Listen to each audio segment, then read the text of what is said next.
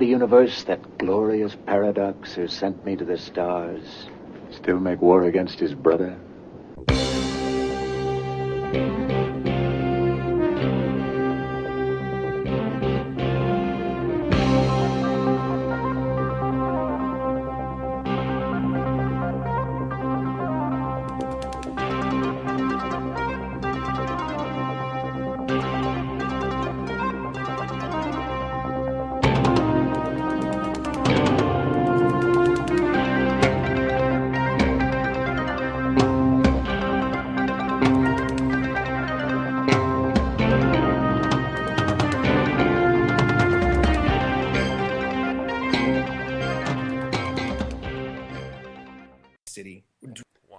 Hey everybody, and welcome to Stallions.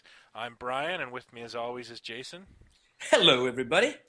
And today is the start of a series we're going to do. We're not going to fool ourselves and pretend that we can cram this all into one episode or two episodes. We're going to just see how many we can get out of this. We're going to milk this a little bit, just like the original franchise did. And of course, I'm talking about Planet of the Apes. Yeah. Which was the phenom, and really, I think, the science fiction blockbuster for the early to middle 1970s. Absolutely. And I just want to say one thing right off the bat. For those of you out there that are making fun of us going, yeah, it's about time you guys woke up and realized that you talk so much that you can split things up into 2 or 3 parts. You're right. You're absolutely right. Is anyone saying that? Yeah, I can hear Steve Johnson over in Ames, Iowa, saying it right now. Is that the same Steve Johnson who used to do special effects in movies? Yeah. Oh, okay, wow. You think we're not listening, Steve. But you're absolutely right. However, there are those other guys out there, sort of like us, that it would take longer for them to realize that they could milk things for 2 or 3 shows. We came to the realization in our own good time. Secondly, that was a great intro regarding Planet of the Apes, and there's so much more to say. But the way you just described it as the phenom and the franchise in the early 70s, what that always brings me to immediately, as an association or whatever, is every time anyone talks about the merchandising story of Star Wars, Planet of the Apes is always referenced as, when they say, keep in mind that there hadn't really been a science fiction franchise before Star Wars that had really done much in the way of merchandise, except for, let's say, maybe Planet of the Apes, and that wasn't even that phenomenal. And that guys like Lucas and Alan Ladd Jr. and the Lucasfilm people, they always make that reference regarding Planet of the Apes, but in hindsight, when you look back on it, it really was a bonanza, and we'll get to all of that and how it happened after the talking about the making of the movies. But I think it really, and you'll know better than me because you collect a lot of this stuff. But it really was compared to Star Wars, of course, nothing was on the frickin' radar. Well, yeah, but I can tell you the exact difference, because not only do I collect Planet of the Apes stuff, which I do, but I collect toy industry insider stuff. So I have a run of magazines that were sent to toy and hobby shops that from the early 70s to the early 80s, and so you can almost watch it happen. And the difference between Star Wars and Apes is Star Wars, there was merchandising from the get-go. Apes, it took a long time for somebody to realize, hey, kids like this. Yeah, it's almost, I think you can draw a lot of parallels with Star Trek and the second life that these things sort of had. So maybe by getting there, we start with that first motion picture. Absolutely. I think we could almost dwell. The first one is just worth a whole episode unto itself for its impact, even though you and I were too young, obviously, to have seen it in the theater at the time, and I didn't exist. I don't believe you did either. I didn't. I never. I did not see Apes in the theater until I had moved to Los Angeles, and I made a habit of going to the New Beverly Cinema on Beverly Boulevard Oh, did you sit next to Patton Oswalt a lot? for double features. You know, it's funny. I met him there a couple of times way He back. wrote a whole book about that. Oh, he did about me. Yeah, Silver Screen. Not about meeting you. About going to the New Beverly. Almost obsessive compulsively. It's a really good book. Yeah, because I'll tell you, the New Beverly. I mean, for $5, Yeah, you got a double feature. It was filled with movie geeks. So during the breaks, you could chit chat. They had kosher hot dogs. They may still do, but they had these kosher hot dogs. like a Nathan's. Yeah, and they were so good. You do 2 hot dogs, a beverage, and a popcorn, and you're good for the night. Let me tell you a quick little sideline as we're talking about the New Beverly. Sideline here. Have we talked about Have we mentioned the topic yet? Yeah, I think it's hot dogs. Just a real quick, cool New Beverly story, and I could do a whole episode on my adventures at the New Beverly. For some, I'd be very silent during that one. I know. I'm sorry. For some roundabout reason, a guy that I knew.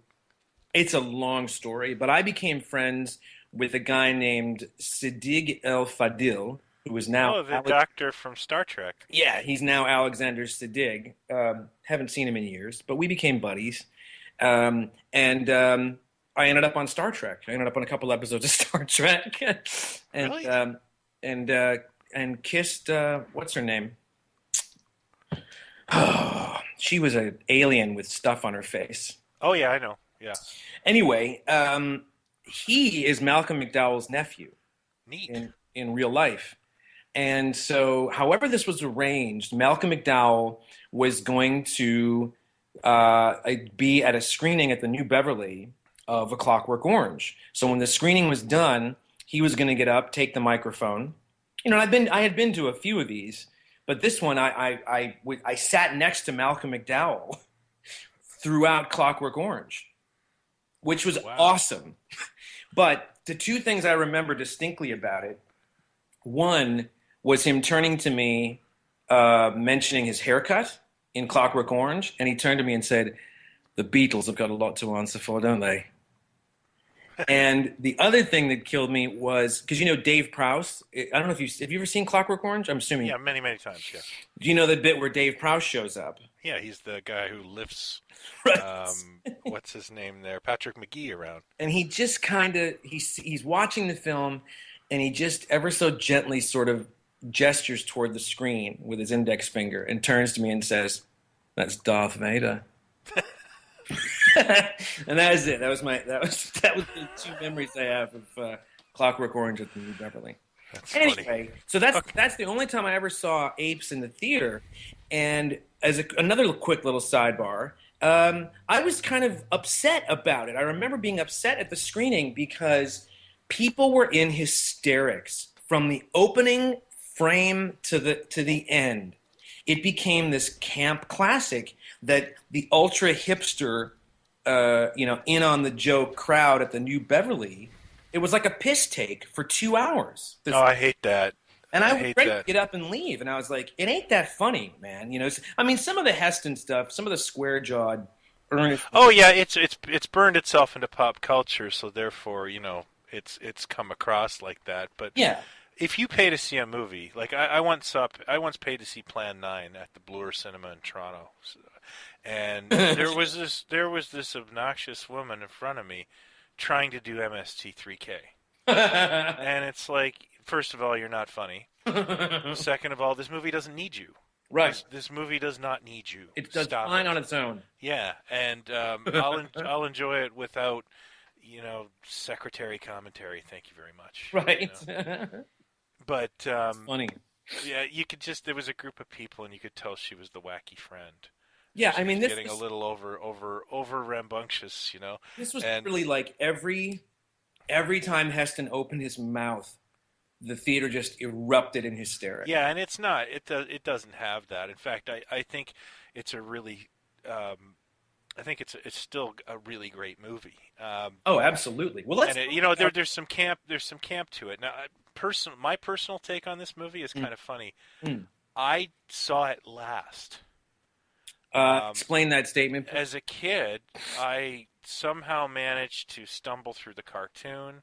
I was just on the tail end of that, right? I was 4 when it kind of all ended. Wait, you're telling me that you got to the cartoon and I started on the cartoon, and we'll go into the cartoon later.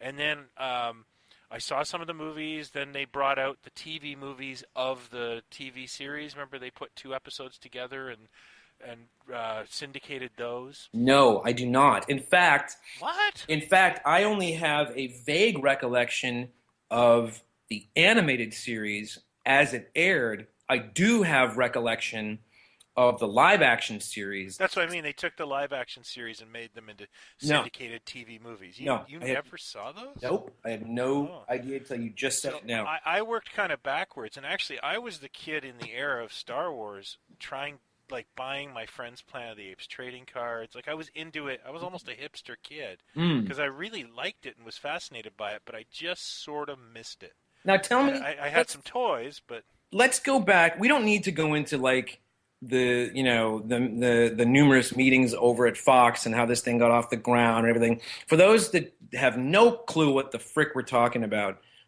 it was a novel by Pierre Boulez, I believe his name. Yeah, the Planète des Singes. He was a French dude. Have you ever read it? I have never read it. No. It's a bit on the line along the lines of Animal Farm, in the fact that it's not, it's not a straight adventure, so to speak, as it is trying to be like an allegory for society. Yeah, it's very, very different, and it does have a twist ending. It does, and it's different than the film. My understanding was that the book made the society, the ape society, much more technologically advanced. They were almost futuristic than they were in the film, and that was changed, for budget considerations and other things. But which kills me. You're talking about this allegory, and it's like, even as a kid, you watch 5 minutes of this thing and you go, oh, I know what they're saying there, civil rights and this and that. And which kills me, if you look at some of the documentaries, and what's his name, the producer's kid, it kills me because it's so cliche. Number one, he's the head of the studio's son, Daryl Zanuck. I love him. He was but look at him in these interviews. He literally goes, "Yeah, I didn't see any kind of I wasn't aware of any sort of really. You didn't see any parallels in the late '60s with what was going on with the civil rights movement and youth culture." And the establishment in Vietnam. You didn't see any of that? Well, the first movie's way more subtle than some of the sequels in that. I will say the first one can be taken on its own. Then you got the hippies in part 2. Right. Part 4 is definitely talking about civil unrest. Yeah, just a bit. But yeah, maybe hopefully he's just talking about part 1, which... Yeah, he was talking about part 1. They're crafting a world, and there's a lot going on. So, yeah, I can kind of see that, and you can take it just for itself. A friend of mine once said, we were talking about. Remember George Romero made Land of the Dead? Yes, I do. And Land of the Dead had a little bit of a heavy-handed message. Which was? I think he wasn't a fan of Bush's America. Right. And my friend said, the problem I have with that is that someone had to tell me the allegory of Dawn of the Dead. Because I could just enjoy it at a movie on its own. This one, the message... mean the shopping mall culture? And... Yeah. He didn't catch that. And he said, this one, it was hitting me on the head, and I hate being hit on the head with things. And I can kind of understand and relate to what he's trying to say. Is you don't want the message to be too strong, but I don't think I think in Apes it's very subtle, and there's a lot of cleverness to it. Yes, there are, and The other thing I wanted to say that was so cliche about the executive producer, who is the son of the head of the, it's like the head of the network goes, "Here, kid, here's a couple bucks. Go make a movie. Do Well, whatever." no, I think he was actually president at the time. Yes, And then his dad fired him later. the other thing, yeah, exactly. But the other thing that killed me that's just so cliche. It's like Nova was his girlfriend. Oh yeah, and she's also in a She in a Batman Monkeys? episode. Well, I think she's probably in a Monkeys. She's in a Batman episode. She plays a cheerleader, and I think she's in the original. Now, they went through a lot of pitching of this thing, Right. and Arthur P. Jacobs got Heston on board early, and That's Heston, right. and they make this, and you can look it up on YouTube if you haven't seen it. I hope you've seen it. This. The makeup test and The early makeup testing. Well, you got Edward G. Robinson, who was going to be Zaius, but who was was it Brolin? It was James Brolin as Cornelius. James Brolin. And Linda Harrison is Zira. That's right. And their makeups, the makeups kind of remind me of Twilight Zone. Yes. Totally. Episodes where they're very crude. Oh, and we got to get to that too because of course, yeah, we will. But did you know, this is interesting too. So that scene gets filmed when Chambers is working on the Apes makeup. Mm-hmm. One of the early versions of it ends up on a Lost in Space. There's an episode, and I learned this from Starlog magazine, callback, that there's an episode where they get put in prison. Don and Guy Williams get put in space prison or something, and of course they're wearing the stripes, and they escape with one of the cons, and the con is in full Planet of the Apes makeup. Wow, I did not know that. Yeah, I did not know that. Well, we're going to get to the Twilight Zone connection in a moment. You just said some Linda Harrison's. Okay, quick question, quick pop quiz then. Linda Harrison, is she in the top 5 or top 10 sexiest 60s genre chicks of all time? Top 5, top 10? I haven't actually, I didn't 20? do my homework. Well, yeah, I would say possibly top 10. Top 10? Me, yeah. She's right up there, I think. Yeah. And best of all, she doesn't speak. Oh, that's not. Oh, come on. I'm sorry. Is it too soon? Is it too soon to make Linda Harrison jokes? Isn't she still? She's still alive. She's still alive, and she still can't speak. I met her. I got her autograph. I think you're thinking of Carolyn Monroe. No, I'm kidding. No, I actually did meet. I know. Kidding. The next question is: was there any part of you that had a tiny crush on Zira? No. Not a bit. None. I had a little something because I think I either Starlog or one of those things. I saw what the actress looked like and I realized who it was, and then I saw Streetcar once on TV when I was just a little kid, and I thought, well, she's actually pretty cute. And then she projects cool mom to me. Yeah. Well. Yeah. Exactly. Which isn't. Oh, I see. Oh, okay. I didn't know where you were going with that. Mm-hmm. Okay. And the way she smiled, she's got that little squinty thing with the eyes when she smiles. It made her pretty cute. But it also started. I think Apes started my. I was never a Heston fan. Never as a kid. I never saw him as this heroic. Like, oh, I can't wait for the. I mean, we watched all the Heston movies, but I was never like, oh yeah, Heston's the guy. But you and I had very different opinions of that. I thought he ruled. Well, we got to get to that because it's an extraordinary vehicle all around for this leading man. But what I want to say as another sidebar started my, non-sexual man crush on Roddy McDowell. Oh yeah, Planet of the Apes, and it became like I wanted to see everything Roddy McDowell did. Like if his name was attached to something, I was there. Like there was just something. We shared that. He also did a lot of fun projects. Yeah, totally. I swear every 70s sci-fi show, he plays A, mad scientist, yep, and B, often with androids. A man called Sloane, Fantastic Journey. Like it's kind of weird. But yeah, if And let's Roddy not forget McDowell's in it, his Frenchman in Tales of the Gold Monkey. yeah, he wasn't the original Lucky Pierre, was He he? was not. The original was Clive, not Clive. Clive Revell. Clive Revell. Yeah. Yeah, who was another genre face. And he was a bad guy twice on A Man Called Sloane. Well, okay, we're really going.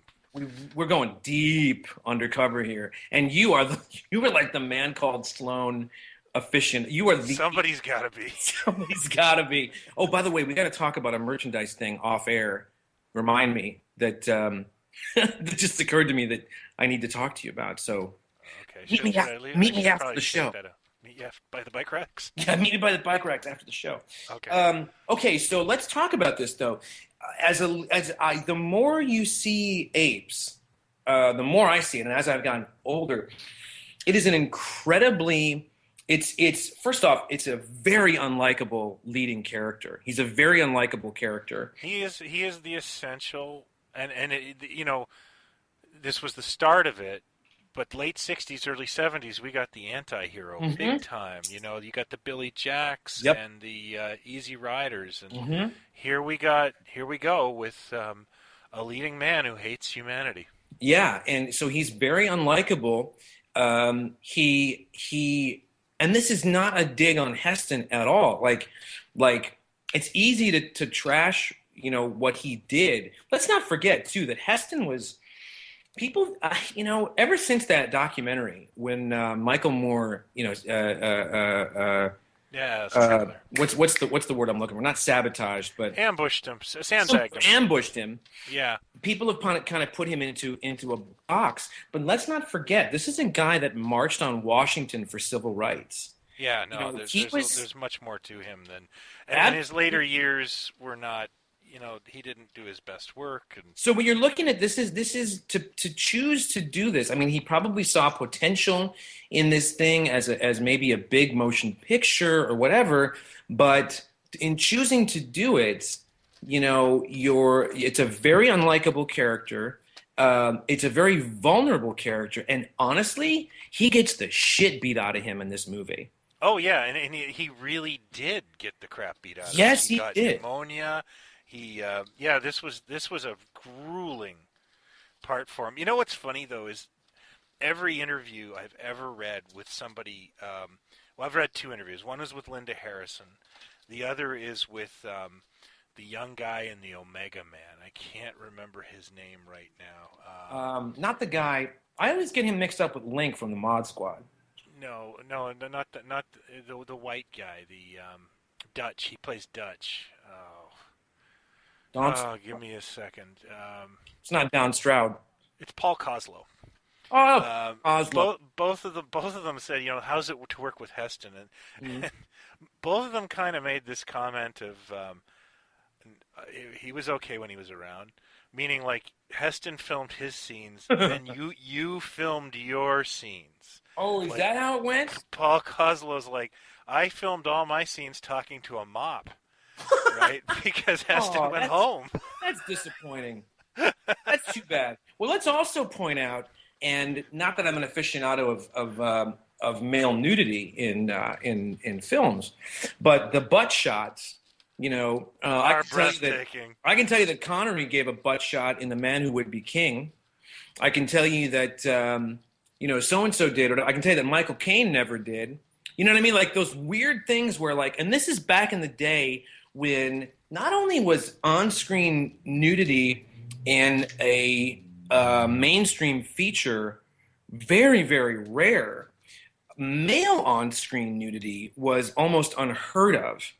And there's a very clear butt shot of Charlton Heston. I mean, I don't think I'm overstressing this. It had to be kind of shocking at the time for a leading man like that was so well known to cross over to do something like that.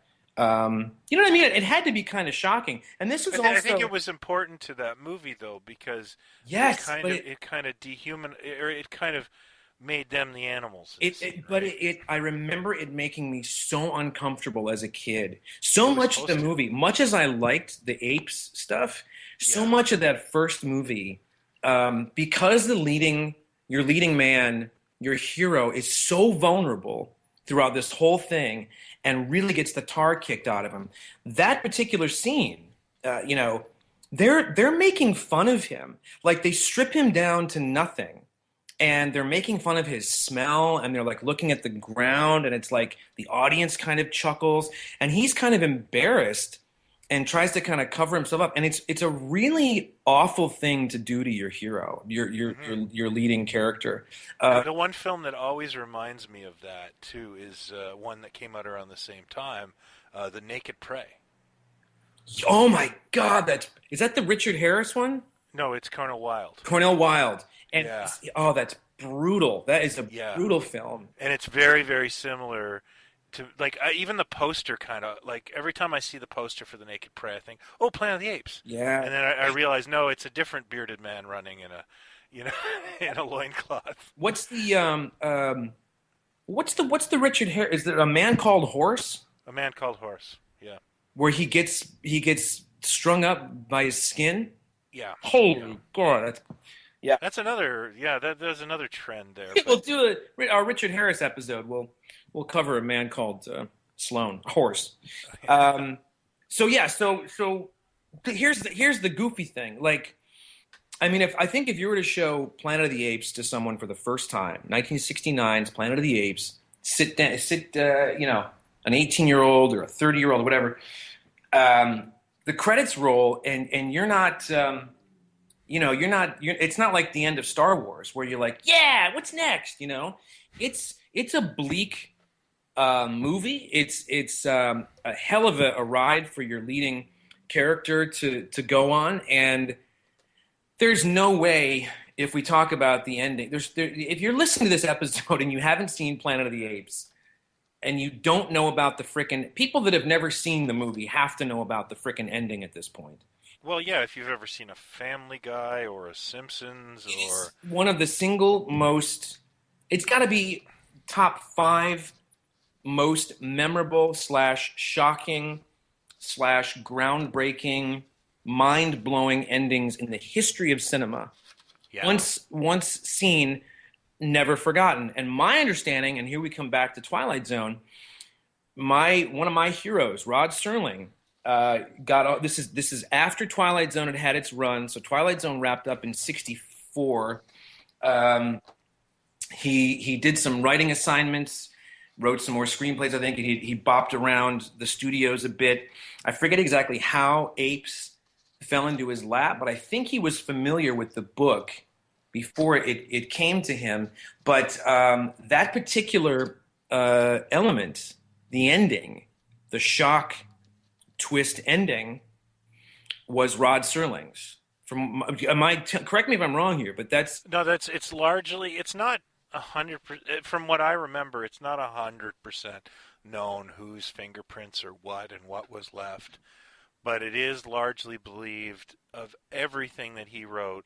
That's what was kept in. That's my understanding. Is that by the time, ironically, as famous as he was and as brilliant a writer as he was, they rejected the bulk of his script. I believe his script, though, and again, someone can correct me or somebody who's a little fresher on this, because it's been a while. Yeah. I believe his script was based on the novel more, and it had helicopters and this ape society. Yeah, he went. I think the rewrites were more or less based on budgetary things. Right. And the one element I think of his that was kept in subsequent drafts, because I think there were 2 or 3 drafts after his, was that ending. Yeah. And this was also, I mean, the ratings system was different back in '69, but I believe this was a PG. I think it was G. Was it G? Yeah. I remember reading that going, I'm misreading that, right? Like, but yeah, it was a different time. I think you could be right. And it was, I mean, there's nudity, there's incredible violence. Yeah.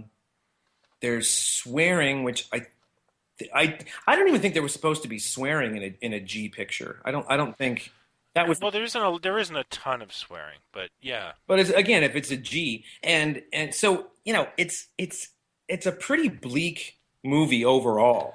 Yeah, it really started the downer trend Yes. of science fiction, where everything kind of ended with this, off-putting, weird ending.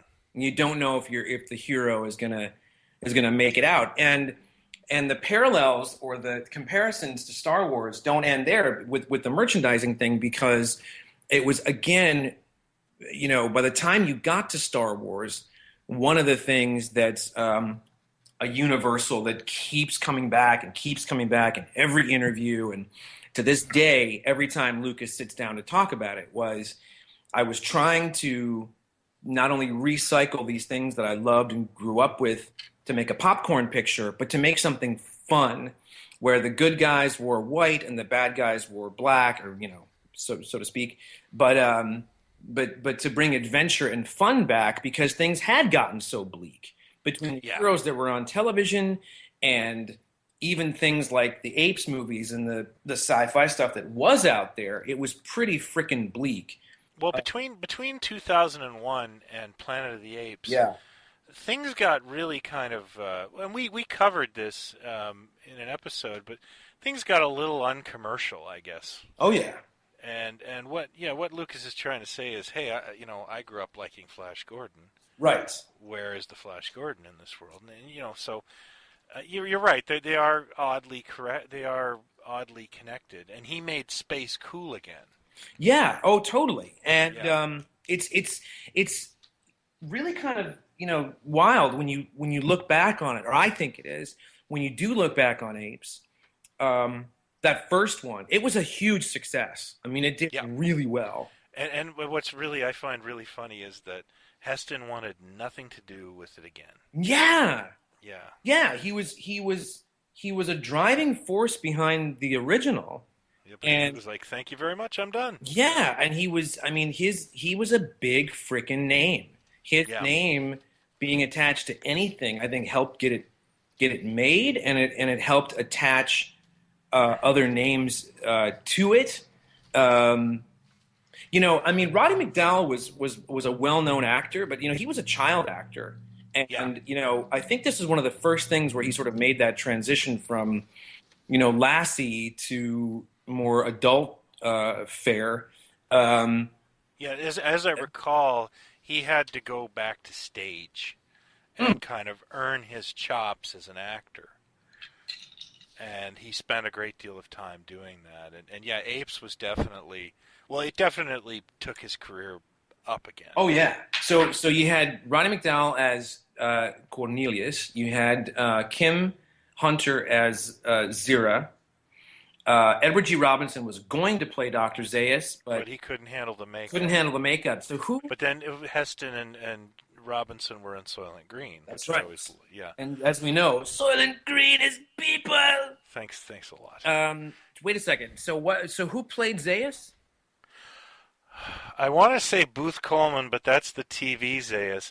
It's Samantha's dad from Bewitched, who is Maurice Evans. Maurice Evans. And that's why the orangutan is named Maurice in the new Planet of the Apes film. I think one of the coolest stories told in one of the documentaries about the making of Apes. The makeup at the time, I think it won an Oscar, that makeup, right? Special Oscar? John Chambers, yeah. Extraordinary makeup at the time.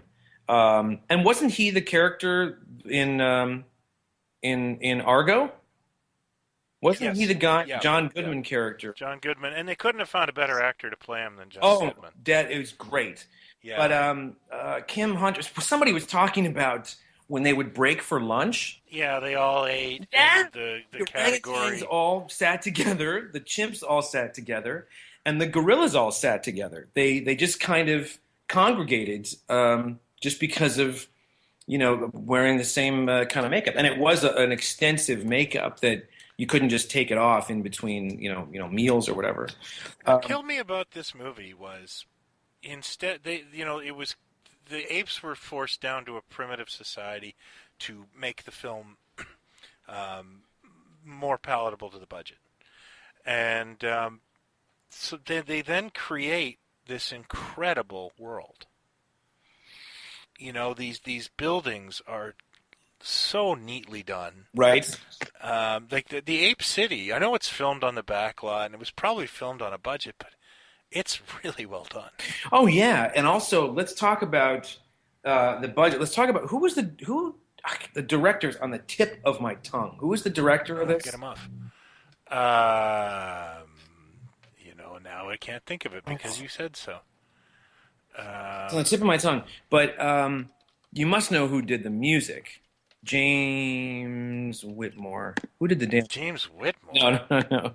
Who did the... Who?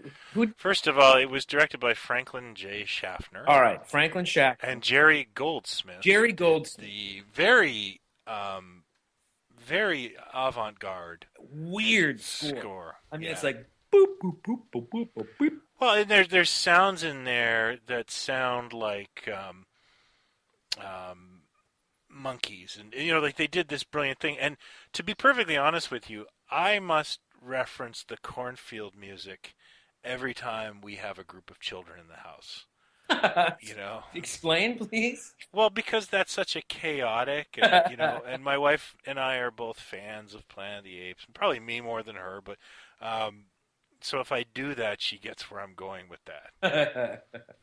How about, speaking of the cornfield stuff, and we've got loads to get to because there's so much to the Apes. I mean, the Apes, it is the definition of a franchise. It has permeated, you know, film, television, animation, merchandise, etc.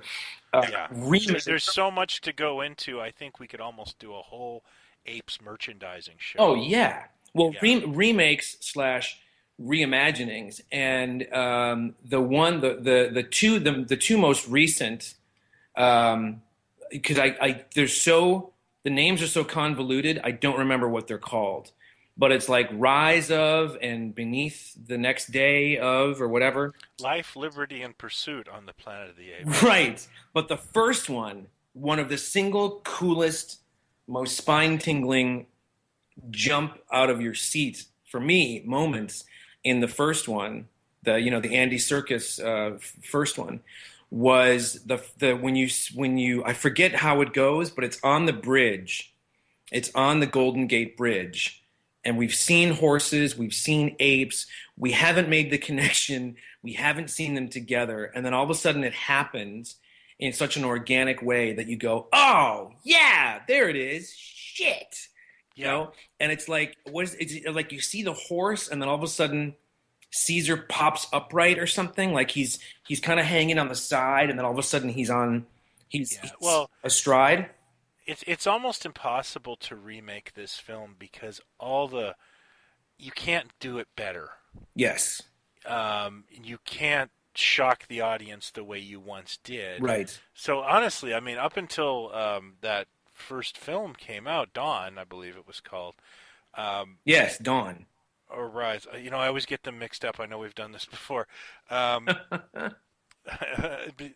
didn't think you could remake Planet of the Apes. I really didn't think it was doable or possible. Right.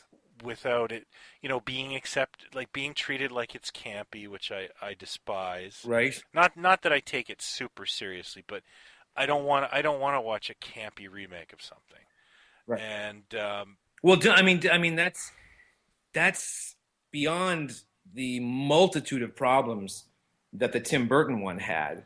Yeah, we'll talk about that. But you just hit it. Like that is one of it. Yeah.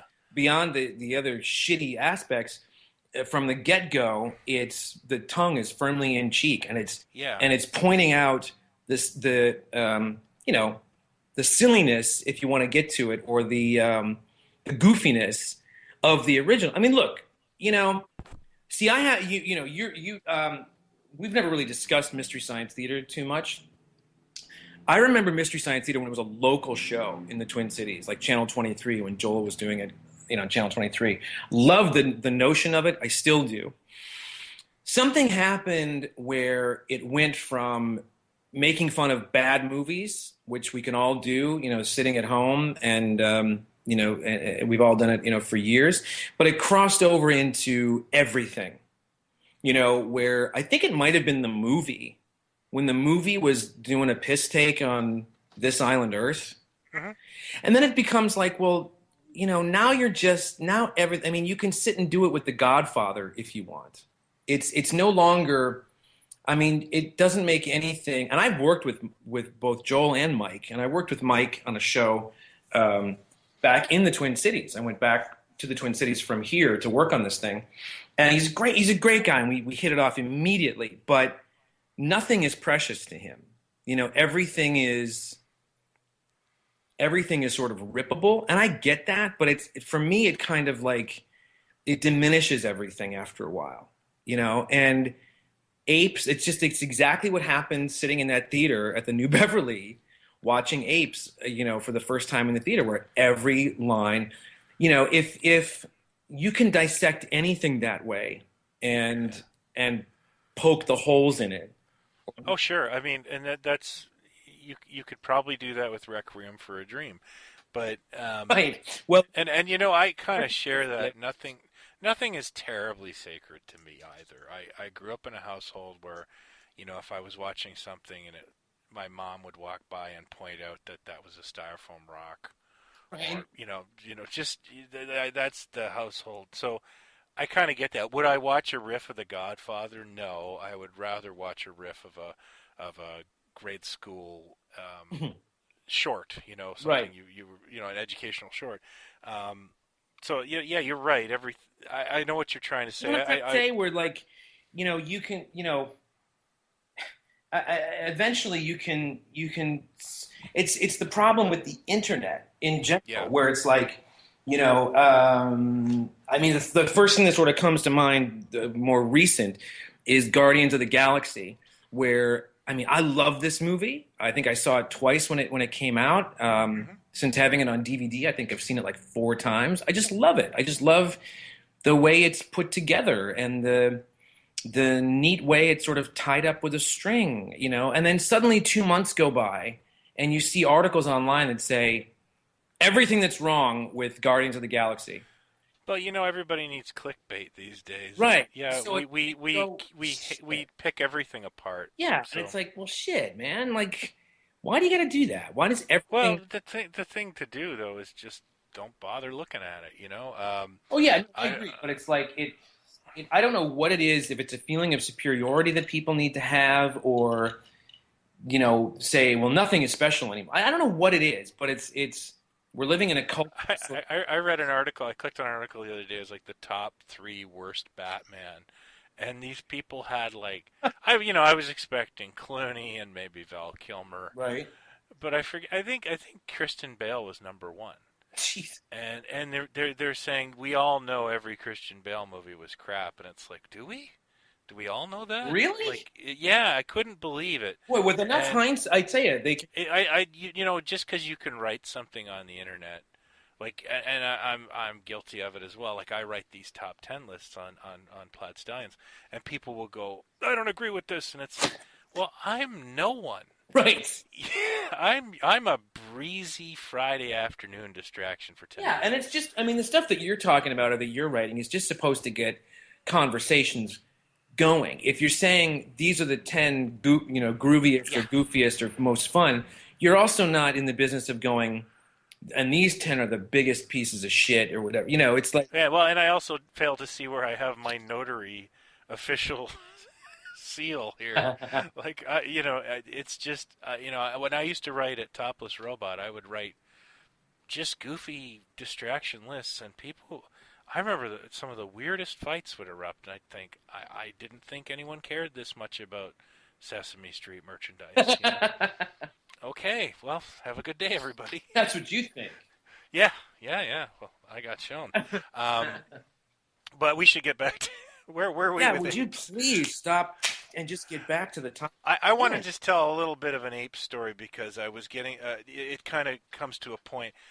I had not seen the entire film when I was about 16. Okay. I'd always catch bits and pieces of it. It's a bit like Jaws. I've seen Jaws probably like a puzzle, a dozen times. Wait. I have seen Jaws start to finish. Okay, yes, all right. But I often come in the middle of Jaws and watch it and remark, how come I never watched this start to finish? Planet of the Apes, I had never seen the whole thing. And I was 16 or 17, and I was out yard sailing with a friend of mine. I'm going to stop you right there. What a sentence. That's such a great sentence. I was out yard sailing with a buddy of mine. Yeah, well, I used to hang out with this guy, and we'd go yard sailing in Toronto all day. Awesome. And I was actually looking for Planet of the Apes merchandise. So I remembered that the Rochester station was playing Planet of the Apes. So I called home in a panic and got my probably not too happy mom. And, Planet of the Apes 2:30, can you get, I didn't want my... Wait, so what did you like put a blank VHS? I had a blank tape in there, but I wanted to make sure my sister, who was home at the time, didn't screw it up. So stayed away from it.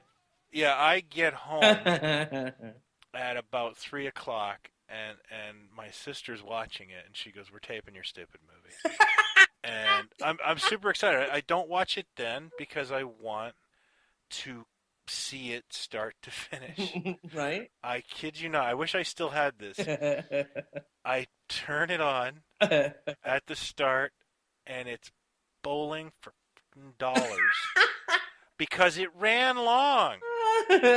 And as soon as bowling for friggin' dollars is done, the hatch blows on the Icarus and the astronauts. So you flash forward to about 1990. I'm in college. I go home for Christmas. Under the tree is a VHS copy of Planet of the Apes. My mom gives it to me, and that's when affordable home VHS started coming out around the late 80s. Sure. So she gives me this copy of Planet of the Apes. I swear to you, Christmas 1990 is the first time I had ever seen the Heston in space. Oh, you're kidding me. Soliloquy at the start. You're kidding me. I am not kidding you. Wow. Yeah, that Christmas Eve, I probably got kind of drunk and watched it. And yet, at this point, at that same stage, do you have like a big collection of Apes merchandise? I have a huge collection of Apes merchandise. Wow. I have all the TV movies on tape. I have the wow. I have the animated series on tape. I've tracked that down. I just kind of worked backwards. But that was the first time I'd ever watched Planet of the Apes start to finish. Interesting. Yeah, and then I want to point out too that these movies, I've owned them on every other than Beta. Oh my God. I've had them on. Yeah. I've had them on Laserdisc. So the Apes movies for you are the equivalent of the James Bond movies for me. Absolutely. I've had on VHS, on Laserdisc, on regular DVD, on Blu-ray DVD. I don't think there's. I have the Ape movies on Blu-ray twice because during a dark period there, for a while, I started buying them, and then I couldn't find Conquest. And it's one of my favorites, and we'll get to that. Conquest is the fourth. Yeah, and I went out and just bought the set. To get Conquest. Why the logic from studio? I mean, it's not hard to figure out because they're always trying to cut corners and make money any which way they can. But the movies kept doing well, and the budget they kept cutting the budget. They kept cutting the budget so that it's so bad by the fourth or fifth one that there are extras in the group scenes. Dude, the second one has that going on big. They're the extras are wearing like just licensed rubber Planet of the Apes masks that they haven't bothered to like darken in the eyes on the skin of the actor. Yeah, the most glaring scene in all of the films happens in Beneath. Yeah, it's really bad. What's the bit so people know what to look out? Well, General Aldo? No, not Aldo. General Ursus. Right. James Gregory gives a really rousing. Such a cool character. Yeah, he really is, and James Gregory, amazing. Wait. Is that the second one? Yeah. Okay. Didn't Claude Akins play him? He's Aldo.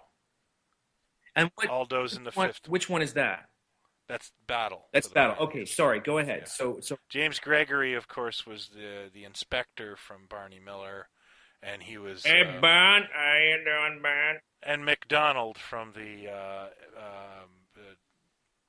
Dean Martin Matt Helm film. And also, without giving too much away, a great character part in The Manchurian Candidate, the original Manchurian. Oh, yeah? Yeah. He also did a thing, I remember, unless I'm completely mistaken, what's he called? What's his name? James Gregory? James Gregory. Yeah. There was by the way, he was alive up until a couple of years ago. No. Yeah. Was he? He was... Well, I remember... on the Mego Museum, there was a kid who joined who was an Apes fan, and he was actually still writing to James Gregory. Oh, he died in 2002. Okay, so maybe but he was still pretty recent, yeah. Well, yeah, I mean he was 90. Well, he and I'm looking it up right now, and I can't seem to find a connection. But I swear he was the voice on a record that I had as a kid, where he was a dinosaur. He was like a brontosaurus. There was a kid on this record, in this story, and he became friends with this dinosaur. And I swear he was the dinosaur. But I think I might be wrong now because I'm just Googling James Gregory dinosaur, and I don't see any kind of connection. You're getting some interesting slash fiction, I hope. Yeah, exactly. Some real crazy fanfic. Or a cool band name. Yeah, James Gregory Dinosaur. James Gregory to have a band. Dinosaur. I always wanted to call my band Huge Bowmount. I like that. Yeah. You got to be real careful with that one, though. Yeah, that's true. I mean, you really have to enunciate on that one. Yeah. I always thought a good one was Bananas Foster. That's neat. Or good name for a child. Well, yeah, your child. Yeah, Bananas Foster. So okay, let's start heading toward the exits here. Okay, well, I wanted to talk about the fact that this film was a huge success. Yes. Grossed over $30 million. Wow. It was. I think it helped bail Fox out. Probably. Of a hole that they had, because I think they tried. They were doing some. Well, I think all the major studios were in a bit of trouble at this time. Well, let's do a quick 20-second background here on that, which we talked about a little bit in the Star Wars episode, and we could talk about any old time. This was at a time when the studios, speaking of dinosaurs, when the guys up at the top of the pyramid at the studios were older fellas, completely and utterly out of touch with the youth market. It's exactly why something like Easy Rider took everybody by surprise, because the studio heads had no idea what was going on out there on the streets, and also studios were in trouble. They were backing old school projects and themes and things that might have worked 20 or 30 years before, but it was musicals and things that like Hello Dolly and Finian's Rainbow and shit like that shouldn't have worked. And you've got this counterculture coming to the surface. Younger people are coming into the studios, and of course you had the whole auteur thing where it was the first generation of all these young filmmakers, the first generation to come out of film school, to be, guys like John Ford and Michael Curtiz, like who knows who they were influenced by. They were setting the shit up from that moment on for all time. But you can look at guys like Scorsese and Coppola and Spielberg. They were studying all of those guys' movies, so in film school and coming out of it, and not to diminish any of their talent or anything, but Apes would be, symbolic as something that slipped through the cracks that was very counterculture, because it really was. I mean, I truly think the more you see it, the further away you get from it, you realize just how subversive this thing was. Yeah, it definitely wasn't your typical Hollywood studio picture at the time. No, and if anything, it's hard to step back from it and think, well, what was the message they were trying to say? Here's this guy that's criticizing man and the earth and what man has done to it, and it's an allegory for America and how wrong everybody's gotten it or whatever. Well, by the end, are we supposed to come out of there and go, hey, we shouldn't be bad mouthing it quite so much. It could be worse. Or like, I don't know what the message or what we're supposed to sort of walk away with by the end of this thing. But it's a lot to swallow. It's a lot, it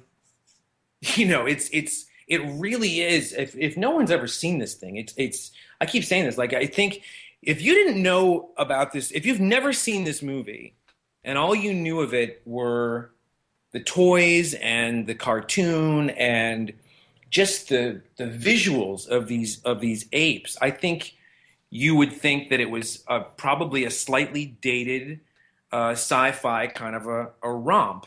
That you know what I mean. If you were just to come to it fresh, and if I showed you images you'd never seen it before, you'd probably look at those images and go, "Yeah, these look like guys in monkey makeup. It's really good, really well done, but it looks like guys in monkey." But I don't think having sat in front of it that you would necessarily think it gets as bleak as it does, and it really is bleak and it's dark. And man, I can tell you exactly where I was. I can tell you the seat that I was sitting in, the day, the time of the showing, the day of the week, where I was when I sat in front of The Empire Strikes Back, and the triple whammy of all the things that happened in that movie, from my hero, Han Solo, what happens to him, to the big revelation.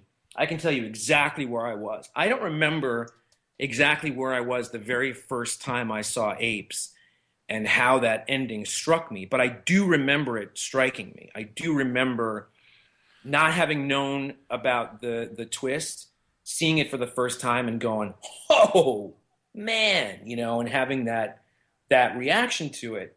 You know what I mean? Like it's not a happy ending. No, it isn't. It's awesome, but it's not a happy ending.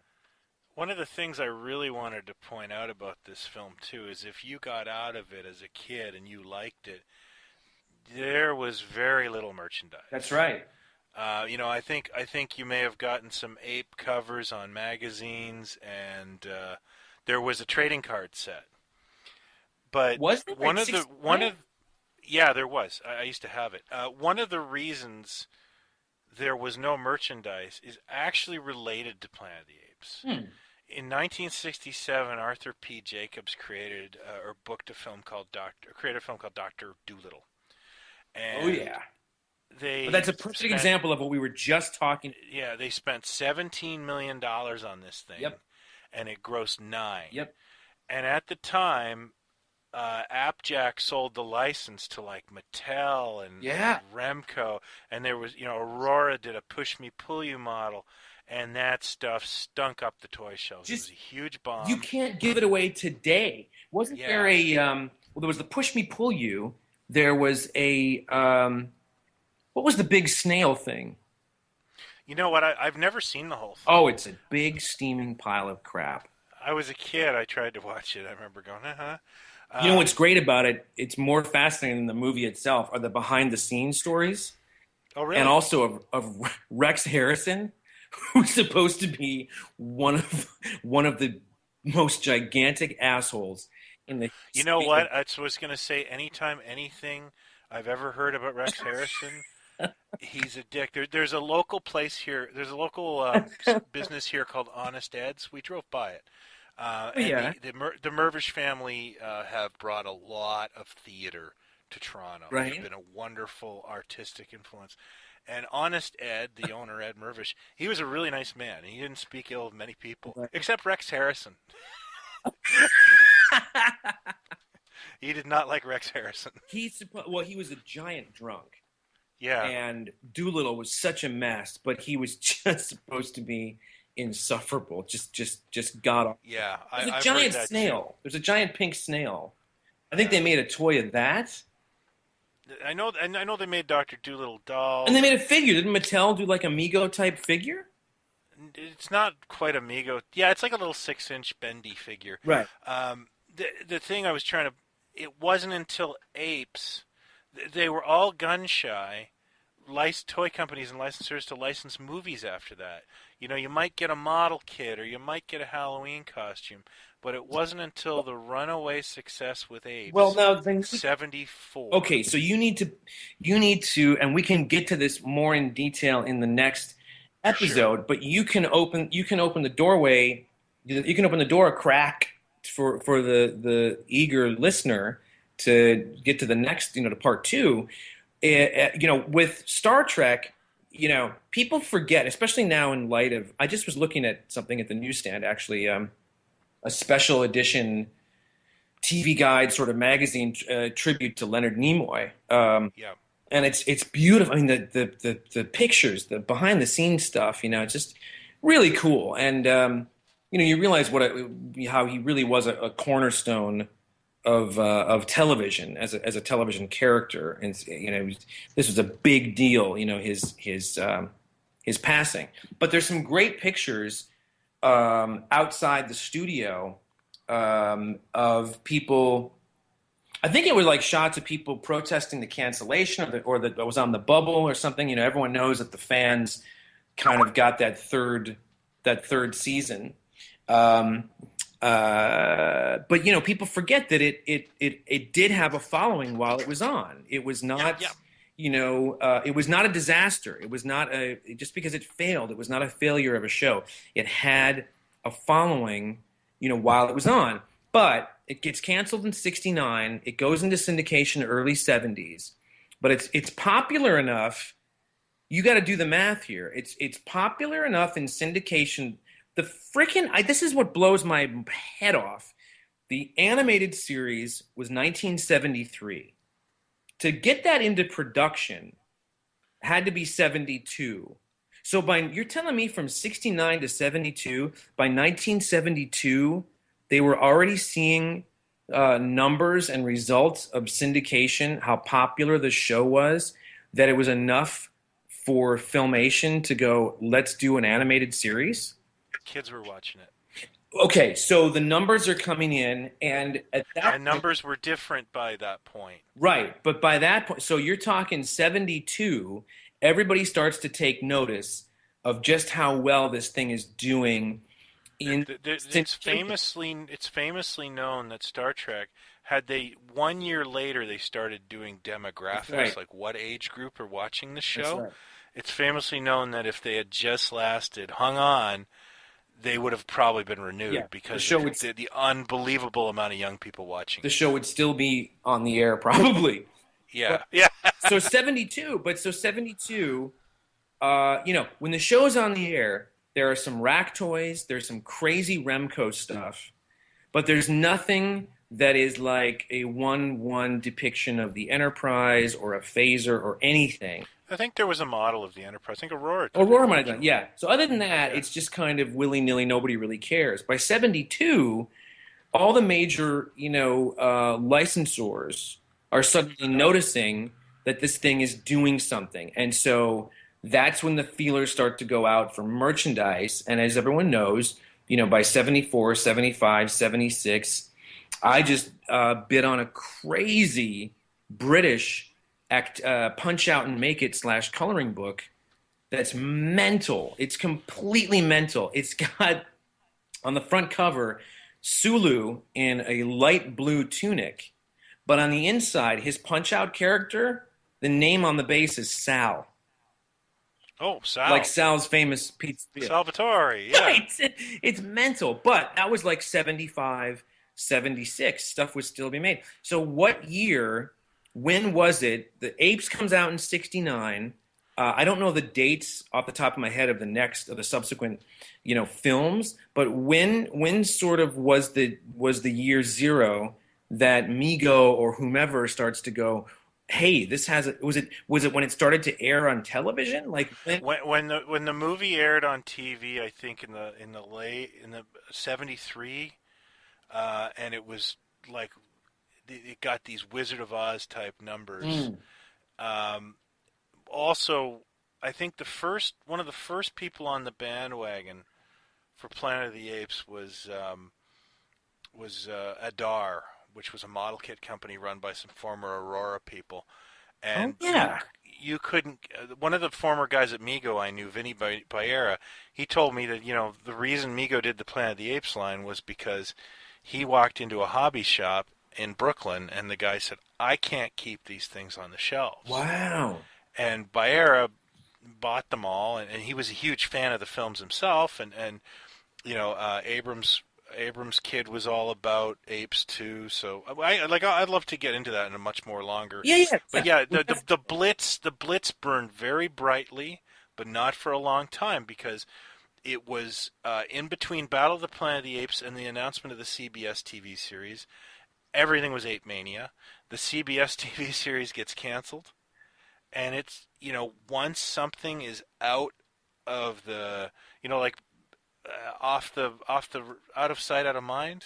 Mm-hmm. It just sort of fizzled, and we all went on to Evel Knievel and Oh, interesting. yeah, superheroes and whatever else. But the stuff, I mean, the brilliant thing about this is you can really speak to this. The not just the Mego stuff, not just the really well known stuff like the Mego stuff, but all the rack toys, right? Oh yeah, there was. We'll get into it in the next one a bit. There were, I'd say, 10 different companies making, cheap Planet of the Apes toys, and then there was 4 or 5 different companies. None of it depended on the company. Like a company like AHI was making stuff that you could.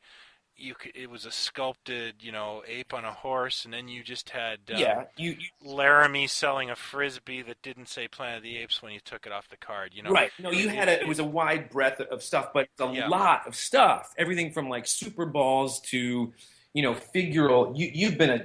I tried going down that road a couple of times, and it's really, I really have to hone it, because like I've had Planet of the Apes Puncho balls, when you had the big inflatable ball. Mm-hmm.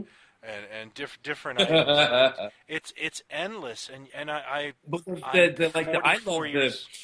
the little figural, the squirt guns that are the big. Oh yeah, the heads, yeah. Because they did them for Universal Monsters. They did them for DC and Marvel Super. Yeah, those 2 different companies that did it, but right, like one of your favorite goofy things. Yeah, I have my Frankenstein squirt gun is one of my favorites. I'm 44 years old. I've been collecting since I was 14. I still sometimes, look around at Planet of the Apes stuff and go, either I've forgotten this item existed or I have never seen this before.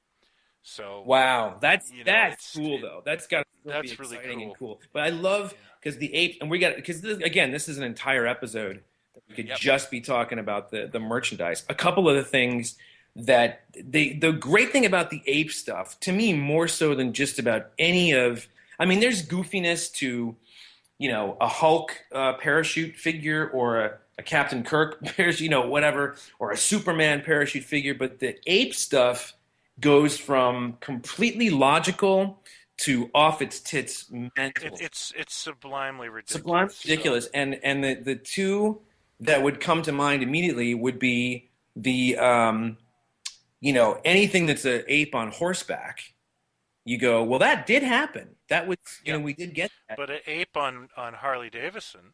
Ape on Harley Davidson, but my favorite, and I don't even collect the ape stuff, but one day I'd love to have one of these, just to have, is the little helicopter.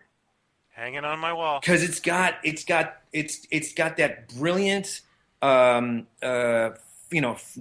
is the wrong word, but the apes writing, whatever. Yeah, the hieroglyphics. The hieroglyphics. I believe it says Planet of the Apes because they like stating where they were from, and yeah, it's even got a little sculpted. And it's got a little sculpted monkey in the pilot seat, which is brilliant because it's brilliant. I've got one, and then of course the TV series, the cartoon had helicopters. So that's right, and I've got one. There's that weirdness in the '70s of the Shadow, where there was, but each of these little rack things, when it came to the helicopter, they went so far as to whether it was a little Batman or a little monkey or whatever to sculpt the little pilot. I love that little detail, but that's the ape stuff goes from makes perfect sense to madness, and it's so much fun to talk about. And we should get into that in episode 2, which will be coming soon. Next week. Next week, you've bitten off too much, sir. But for that, I think we should leave it there. And that's great. I think we pretty much covered the first. I mean, like I said, it's so rich. There's so much to it that just covering that first movie, I think, that's a good way to just start, and that's it. We're maniacs. We blew it up. We blew it up. Good stuff. I knew this wouldn't be a problem. No, this one was easy. Yeah. Just so everybody knows, we did not prep for this one. Nope, not at all. And my edict was, you get it started, Hyler, and I'll try to keep up. We'll prep for the next ones, I promise. Didn't seem to be a problem. All right, cool. We'll say good night to everyone, and then stay on the line because you and I need to talk about something in between the commercial break. All righty then. Thanks, Take everybody. care, everybody.